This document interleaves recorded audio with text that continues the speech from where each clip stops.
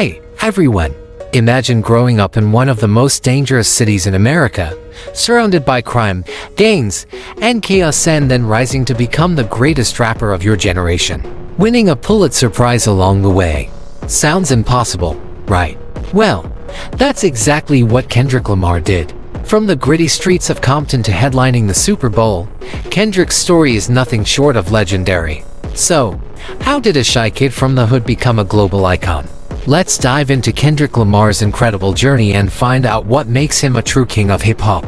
Kendrick Lamar Duckworth was born on June 17, 1987, in Compton, California, a city infamous for its crime rates and gang violence during the late 80s and 90s. Compton wasn't just a place, it was a battleground. Kendrick's parents had moved there from Chicago to escape gang life, but the streets of Compton were no safer.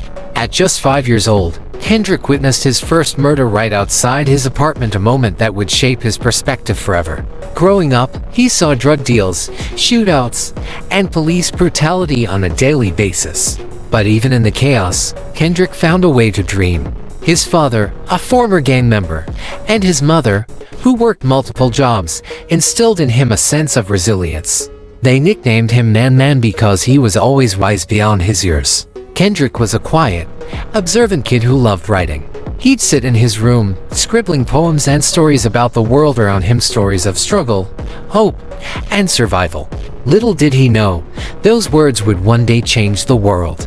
By the time Kendrick was a teenager, he was already turning his poems into rhymes. At 16, he released his first mixtape under the name K.Dot, and nod to his Compton roots. That mixtape caught the attention of Top Dog Entertainment, a small independent label that saw his potential. Kendrick was still in high school, Centennial High, to be exact, where he was a straight-A student, despite the chaos around him. In 2011, Kendrick dropped his debut album, Section 80, under his real name, Kendrick Lamar. It was a raw, honest look at his generation tackling issues like drug addiction, racism, and the struggles of growing up in the hood. The album made waves in the underground rap scene, but it was his next project that would change everything.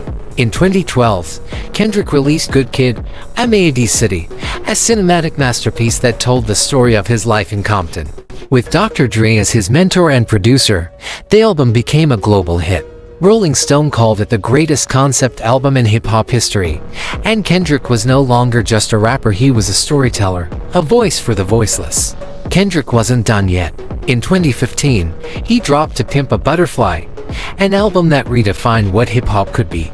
Blending jazz, funk, and spoken word, Kendrick tackled heavy topics like systemic racism, self-love, and the black experience in America. The track Alright became more than just a song, it turned into the anthem of the Black Lives Matter movement. You could hear it at protests across the country, with people chanting, "We gon' be alright," as a cry for hope and justice. Kendrick's music wasn't just art, it was a movement. Then, in 2018, Kendrick made history again with his album Damn. It was raw, introspective, and unapologetic, earning him 5 Grammy Awards.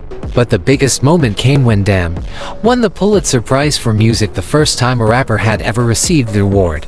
The Pulitzer Committee called his work a virtuosic psalm collection unified by its vernacular authenticity. Kendrick wasn't just breaking barriers, he was rewriting the rules of what music could achieve. Fast forward to today, and Kendrick Lamar is at the peak of his powers.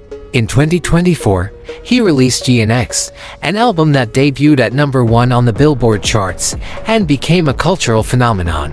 The lead single, Not Like Us, was a scathing diss track aimed at Drake, and it dominated the airwaves, earning Kendrick 5 more Grammy Awards in 2025. But the real highlight came on February 9, 2025, when Kendrick headlined the Super Bowl 59 halftime show in New Orleans. Performing hits like Humble, Alright, and Not Like Us, Kendrick brought out surprise guests like SZ and Dr. Dre, captivating 133.5 million viewers worldwide, the most watched Super Bowl halftime show in history.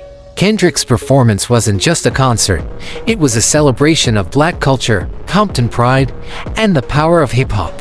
Today, Kendrick is more than a rapper, he's a cultural icon, a voice for change, and a living legend who's inspired millions to chase their dreams, no matter where they come from.